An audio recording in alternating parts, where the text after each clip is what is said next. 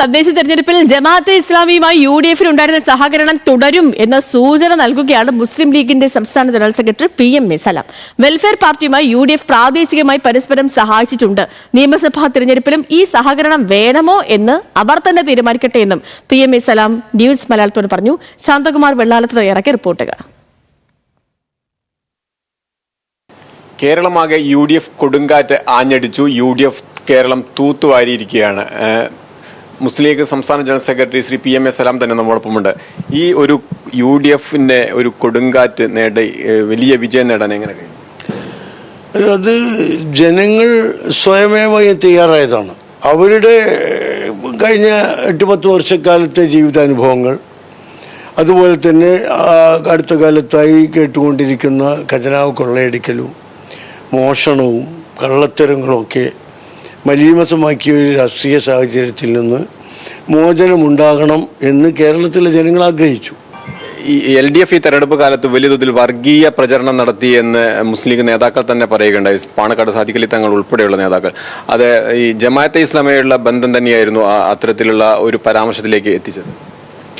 അല്ല, ഇടത് ജനാധിപത്യ മുന്നണിക്ക് അവരുടെ ഭരണ നേട്ടങ്ങളോ ജനക്ഷേമകരമായ പ്രവർത്തനങ്ങളോ മുന്നിൽ വെച്ചുകൊണ്ട് വോട്ട് ചോദിക്കാൻ കഴിയാത്തത് കൊണ്ട് വൃത്തികെട്ട നിലപാടുകളാണ് തെരഞ്ഞെടുപ്പ് പ്രചാരണത്തിൽ ഉടനീളം അവർ പ്രയോഗിച്ചത്. സത്യത്തിൽ വെൽഫെയർ പാർട്ടിയുമായി UDFന് സഖ്യം ഉണ്ടായിരുന്നില്ല, ഒരു മുന്നണി ബന്ധം ഉണ്ടായിരുന്നില്ല. പ്രാദേശിക തലത്തിൽ അവർ UDFനെ സഹായിച്ചിരുന്നു, ചിലയിടങ്ങളിലൊക്കെ തിരിച്ച് ഞങ്ങളും സഹായിച്ചിരുന്നു. വെൽഫെയർ പാർട്ടിയുമായി ഒരു നീക്കുപോക്ക് ഉണ്ടാക്കാൻ അടുത്ത നിയമസഭാ തെരഞ്ഞെടുപ്പിലും കഴിയുമെന്നുള്ളൊരു ആത്മവിശ്വാസം കൂടി ഇതിൽ നിന്ന് ഉണ്ടാവുന്നുണ്ടോ? ഒരു വെൽഫെയർ പാർട്ടി ഈ തെരഞ്ഞെടുപ്പ് മാത്രമല്ലല്ലോ, 10-30 കൊല്ലം അവർ ഇടതുപക്ഷത്തോടൊപ്പം നിന്ന് അവർക്ക് വോട്ട് ചെയ്തിരുന്നു, അവരുമായി സഹകരിച്ചിരുന്നു, വേദി പങ്കിട്ടിരുന്നു, സഖ്യ സംഭാഷണങ്ങൾ നടത്തിയിരുന്നു, ഒക്കെ ചെയ്തിരുന്നു. അത് കഴിഞ്ഞ് അവരുടെ നിലപാടുകളിലെ പൊള്ളത്തരവും കള്ളത്തരവും മനസ്സിലാക്കി അവരുമായുള്ള ബന്ധം അവസാനിപ്പിച്ച് UDFന് വോട്ട് ചെയ്യാൻ തീരുമാനിച്ചു. ദേശീയ തലത്തിൽ ഇന്ത്യ മുന്നണിക്കും വോട്ട് ചെയ്യാൻ തീരുമാനിച്ചു. അത് 2-3 പാർലമെൻറ്റ് തെരഞ്ഞെടുപ്പിൽ അവർ ചെയ്യുന്നുണ്ട്. കേരളത്തിലെ നിയമസഭാ തെരഞ്ഞെടുപ്പിൽ അവർ UDFന് വോട്ട് ചെയ്തിട്ടുണ്ട്. ആ ഒരു സഹകരണം തുടരുന്നതിൽ എന്താ കുഴപ്പമുള്ളത്? അടുത്ത നിയമസഭാ തെരഞ്ഞെടുപ്പിലും സഹകരണം ഉണ്ടാവുമെന്ന് പ്രതീക്ഷിക്കുന്നു. അല്ല, അത് അവരാണ് തീരുമാനിക്കേണ്ടത്. UDFുമായി UDF സ്ഥാനാർത്ഥികൾക്ക് വോട്ട് ചെയ്യണമോ UDFൻ്റെ കൂടെ നിൽക്കണമോ എന്ന് തീരുമാനിക്കേണ്ടത് വെൽഫെയർ പാർട്ടിയാണ്. മലപ്പുറം ജില്ലയിൽ ജില്ലാ പഞ്ചായത്തിൽ ഉൾപ്പെടെ പ്രതിപക്ഷമില്ലാതെ സർവാധിപത്യമാണ് മുസ്ലിം ലീഗിനുള്ളത്. അതുപോലെ ബ്ലോക്ക് പഞ്ചായത്തുകളിലുമുണ്ട്. ഈ ഒരു മുന്നേറ്റം ഈ നിയമസഭാ തെരഞ്ഞെടുപ്പിൽ മലബാറിലാകെ കേരളമാകെ ഉണ്ടാകുമെന്ന് തന്നെയാണ് കരുതുന്നത്. അത് ഇത് ഏതെങ്കിലും ഒരു ജില്ലയിൽ മാത്രം ഒതുങ്ങി നിൽക്കുന്നില്ല. മലപ്പുറത്ത് പിന്നെ 94 ഗ്രാമപഞ്ചായത്തുകളിൽ 91 UDFൻ്റെ കീഴിലാണ് വന്നത്.